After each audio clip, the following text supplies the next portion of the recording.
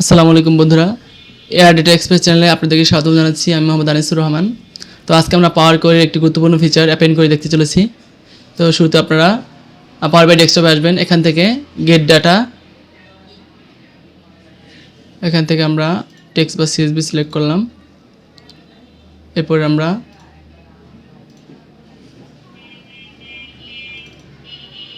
Append করিতে আসলাম। আমাদের ফাইলটি এখানে রয়েছে।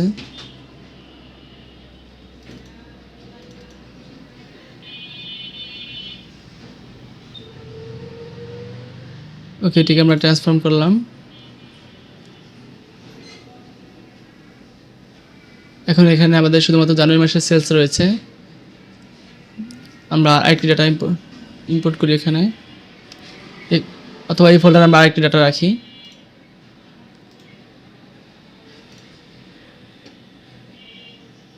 ধরুন আমি পরে ফেব্রুয়ারি মাসের ডেটা এখানে রাখলাম। তো আমি পাওয়ার বাই ডেস্কটপে যাচ্ছি।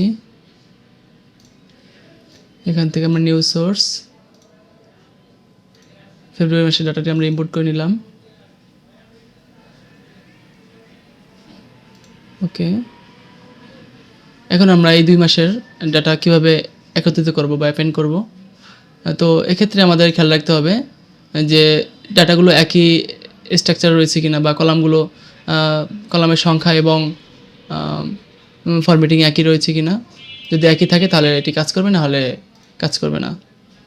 ধরুন এখানে 3টি কলাম রয়েছে, কিন্তু ফেব্রুয়ারি মাসে আপনার 4টি কলাম রয়েছে, সেক্ষেত্রে এটি কাজ করবে না, সমস্যা তৈরি করবে। তখন আমাদের দুটি টেবিলকে একই ফরম্যাটে নিয়ে আসতে হবে। তো শুরুতে আমি জানুয়ারি মাসের সাথে ফেব্রুয়ারি মাসের ডেটাগুলো আমি অ্যাড করব। তো জানুয়ারি মাসের ডেটার নিচে আমি চাচ্ছি ফেব্রুয়ারি মাসের ডেটাগুলো অ্যাড হবে। তো এটি আমরা অ্যাপেন্ড করির মাধ্যমে করতে পারি। আর মার্চ করি হচ্ছে পাশাপাশি যদি আপনি ডেটা অ্যাড করতে চান সেক্ষেত্রে। তো মার্চ করি সম্পর্কে আমার একটি বিস্তারিত ডিটেল রয়েছে। আপনারা আমার পাওয়ার কোয়েরি মাস্টার ক্লাস টিউটোরিয়ালটিতে সেটি মার্চ করি, সেখানে বিস্তারিত বলা আছে। আচ্ছা, আমি আপাতত অ্যাপেন্ড করে দেখাচ্ছি। তো এখানে আপনারা জানুয়ারি টেবিলটি ক্লিক করলাম।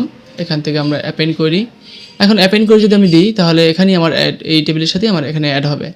আর যদি অ্যাপেন্ড করে নিউ দিই, তাহলে আমার নতুন করে একটি টেবিল তৈরি হবে। সেই টেবিলে আমাদের দুইটি রেকর্ড, দুই মাসের রেকর্ডগুলো অন্তর্ভুক্ত থাকবে। যেমন আমি এখানে দেখাচ্ছি, অ্যাপেন্ড করি আজ নিউ দিচ্ছি। এখন এখানে দুটি টেবিল রয়েছে। যদি আমাদের 2 এর বেশি টেবিল থাকে সেক্ষেত্রে আমরা 3 or more টেবিল এখানে ক্লিক করব। আপাতত 2টি রয়েছে, তাই আমি জানুয়ারি 2006 আর ফেব্রুয়ারি 2006 এই 2টি টেবিল আমি এখানে অ্যাপেন্ড করলাম। এখন দেখুন আমাদের নতুন টেবিলটির নাম হয়েছে অ্যাপেন্ড দেওয়া আছে। আমরা এটিকে চেঞ্জ করে নিতে পারি। আমরা এখানে লিখলাম কম্বাইন সেলস দিলাম। এখন এখানে দেখুন আমাদের জানুয়ারি এবং ফেব্রুয়ারি মাসের রেকর্ড রয়েছে।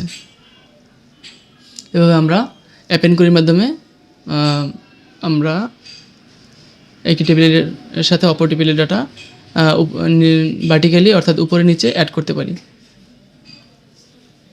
এখন যদি আপনারা আর কোনো ডেটা এখানে অ্যাড করতে চান, তাহলে সেক্ষেত্রে একইভাবে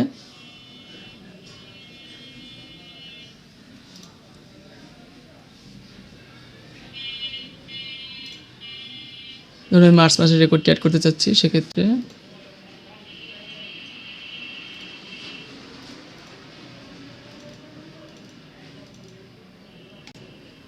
এখানে আমি মার্চ মাসের রেকর্ডটি নিয়ে আসলাম। জাস্ট এখানে ক্লিক করে ডেটাটি আমি ইম্পোর্ট করে নিলাম। ওকে, এখন এখানে আমাদের আগের 2 মাসের সেলস রয়েছে, পাশাপাশি মার্চ মাসের সেলস রয়েছে। এখন আমি চাচ্ছি যে এই কম্বাইন সেলস যে টেবিলটি রয়েছে, এখানে আমি এই মার্চ মাসের সেলসটি আমি নিয়ে আসবো। তাহলে এখানে আমরা আসবো, তাহলে এটাকে অ্যাপেন্ড করি, ক্লিক করব, অথবা এখান থেকে অ্যাপেন্ড করি। নিউ দিলে নতুন আরেকটি টেবিল তৈরি হবে। আমরা নতুন টেবিল তৈরি করতে চাচ্ছি না, এই টেবিলের সাথে অ্যাড করতে চাচ্ছি। তো সেক্ষেত্রে অ্যাপেন্ড করে দেব। অ্যাপেন্ড করি মার্চ 2006 দিলাম। এখন দেখুন এখানে আমাদের জানুয়ারি, ফেব্রুয়ারি এবং মার্চ মাসের সেলস চলে এসেছে। আর কলামগুলো অটোমেটিক্যালি ডিলিট হয়ে গেছে। প্রতিটি টেবিলের যে কলাম হেডার থাকে সেটিগুলো ডিলিট হয়ে গেছে, কারণ আমাদের ডাটা স্ট্রাকচার সেম রয়েছে। এভাবে আপনারা অ্যাড করতে পারেন। এখন আমি একটু চেঞ্জ করে দেখাচ্ছি কোনো কিছু চেঞ্জ বা আপডেট হয় কি না এখানে। যেমন যদি আমি মার্চ মাসের সাপোজ মার্চ মাসের 10 তারিখে আমার সেলস কোয়ান্টিটি রয়েছে 75। এটা আমি একটু আপডেট করে দেখি।